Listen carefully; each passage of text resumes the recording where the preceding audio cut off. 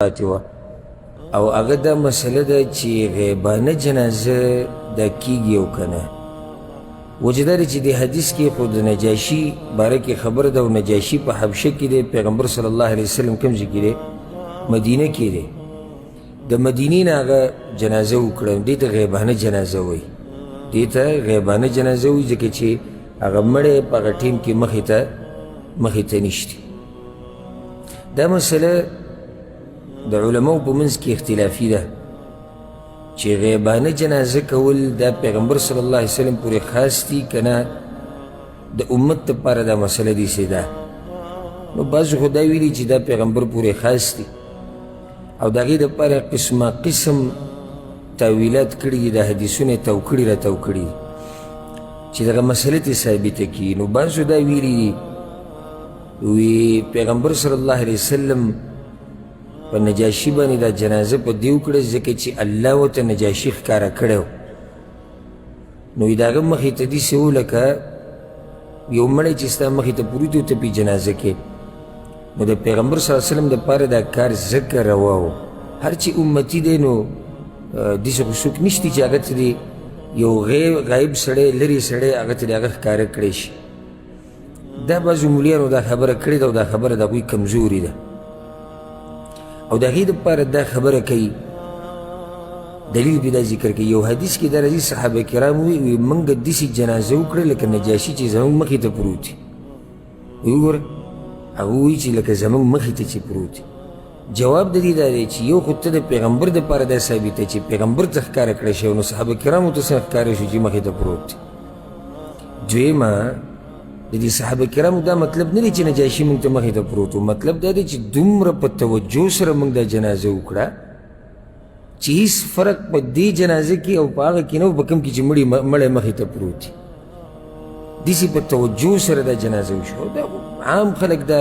تعبیر او دا قسمه خبره کوي لکه ورته یو غیبانه جنازې له ورشي او دا وایي چې یاره خلکو دومره په دې جنازه کې د اخلاص نه دعاګانې وغوښتې، دومره یې وجړل لکه دا مړی چې مخې ته پروت وي. نو دا خبره کمزورې ده. دا وایي بعض دا وی نجاشي باندې غیبانه جنازه په دې کړې وه چې په هغه باندې په هغه خپل ملک او علاقه کې چا جنازه نه وه کړې. نو که چېرته داسې یو مسلمان مړ شي چې په هغه باندې څوک جنازه ونه کړي نو بیا به ته غیبانه جنازه کولی شي. خو دا خبره هم داسې مضبوطه نه ده. وجه دا ده چې دا د نه منلو خبره ده چې حبشه کې د صرف یو مسلمان یو هغه نجاشي، دا نه منلو خبره، بلکې چې کله انسان تاریخ وګوري او تحقیق وکړي د دې مسلې نو په حبشه کې ډېر مسلمانان،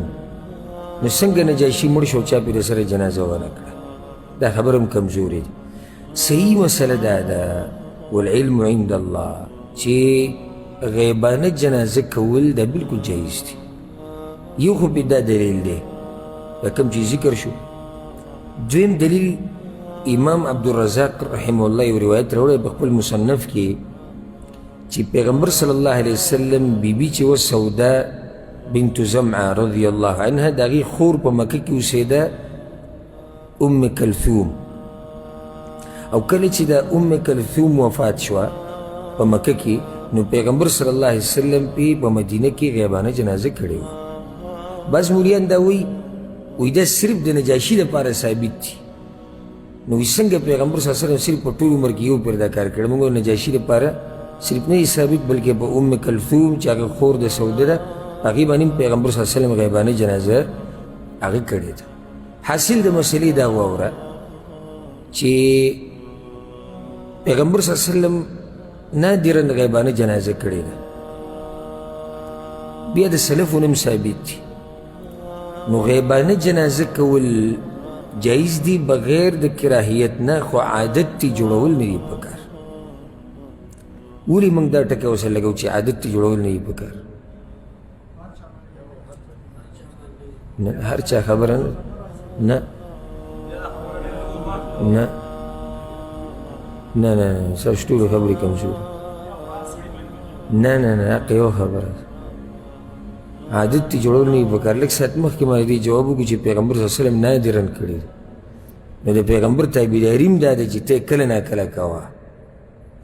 دی وجه ده د پیغمبر تابعداري دا ده چې ته کله نه کله کوه غیبانه همیشوالی په دې کول نه دي پکار بعض علماو لا دا ویلي دي بعض محققین علماو دا خبره کړې ده چې په امت کې داسې سړی مړ شي چې د هغه په امت کې مقامي لکه یو عالم وفات شو یا یو دینداره شخصیت چې هغه مشهور دی په علاقه کې په ملک کې یا د ملک یو مشر وفات شو داسې قسمه خلکو باندې وایي غیبانه جنازه کول پکار دي او هر مسلمان دپاره نه اگر که دا خبره یعنی هم دغې سره برابر دی چې سړی کله ناکله کوي نو کله ناکله هم دغه شوه نو چې کله داسې سړی وفات شي چې هغه په امت کې یو مقام لري نو صحیح اوس داسې وشي لکه یو سړی دی د هغه پلار وفات شو مور یې وفات شو هغه لرې دی او زړی غواړي چې غیبانه جنازه پې وکړي او ملګرو ته ووایي جومات کې به غیبانه جنازه وي هېڅ حرج په دې کې نشته خو دا دی چې د دې نه عادت جوړول نه دي پکار عادت ته ټکه ورسره موږ په دې وایو چې د پیغمبر صلی الله علیه وسلم داسې نه ثابته چې هغه هر سړی چې بهر مړ شوی د هغه بې غیبانه جنازه کړې ډېر مسلمانان د مدینې نه بهر مړه شوي دي خو پیغمبر صلی الله علیه وسلم په ټولو باندې غیبانه جنازه نه ده کړې او د پیغمبر تابعداري هم دا ده الحمدلله ثم الحمدلله چې الله موږ ته دا نعمت را نصیب کړی دی چې د پیغمبر صلی الله علیه وسلم په قدمونو پسې د الله په توفیق سره حتی الوسه کوشش کوو چې بلکل داسې پسې لاړ شو لکه څنګه چې پکار دی او ځکه زمونږ یو استاذ و الله دې په ژوند کې برکت واچي عربی و د دې ملک نو د هغه نه سوال وشو یو غټ پروګرام کې سوال تې دا وشو چې مور پلار سره ښه کول دې باره کې هغه خبره ډېره تفصیلي وکړه چې مور پلار سره ښه کول د دې دا فضیلت دی دا دی دا دی او د مور سره به لږ زیات ښه کې د پلار نه لږ زیات ښه به د مور سره کې د پلار نه ځکه چې قرآن کې د مور تذکره ډېر راغلې دغه شان حدیثونو کې هم پیغمبر اسلم چې کس ته وي ستا د مور پته حق دی ستا د مور او مور نو وی صحیح تابعداري هغه دا دی د قرآن او د حدیث چې ته د مور سره د پلار نه لږ زیات لږ معمولي زیات ښه ورسره کې دې ته وایي تابعداري وایي نو سبحان الله زما زړه ته دا خبر راغلی چې څوک په قرآن او حدیث مینې د هغې تابعداري کوي نو ګوره څنګه هرې خبره د هغه ذهن کې چې بلکل صحیح تابعداري د قرآن او حدیث وشي اوس غیباني جنازه دا بلکل جایز ده لکه څوک تا ته دا نشي ویلی چې تا غیبانه جنازه وکړه ته ګناهګار شو دلیل به پېښ شو چې پیغمبر صلی الله علیه وسلم کړي اوس څوک دا وي چې دا پیغمبر پورې خاص ته نه بیا پیغمبر له پکار و چې د امت ته دا خبره بیان کړی وه چې دا ګوره صرف زما دپاره ده تاسو یې نشئ کولی هغه الله رالېږلی دین د وضاحت دپاره ده هغه دا خبره ونه کړې چې دا زما دپاره خاص ده اصل دا دی چې د دین مسله د پیغمبر دپاره چې څنګه ده دقه شان د امت دپاره دا اصل دی الا چې کله دا مسله واضح شي دلیل پرې راشي چې دا د پیغمبر دپاره خاص دی نو بیا به امتیان هغه شان نه کوي او چې دلیل پرې نه وي د فرق کولو نو بیا اصل دا دی چې پیغمبر او امتیان په دې مسله کې څه دي شریک دي یو شان دي نو غیبانه جنازه جایز ده چې د پیغمبر تابعداري کې په صحیح طریقې سره نو پیغمبر صلی الله علیه وسلم په هر مړي باندې غیبانه جنازه نه ده کړې چې هغه د مدینې نه بهر نو کله ناکله په دې کې څه حرج نشته والله اعلم ښه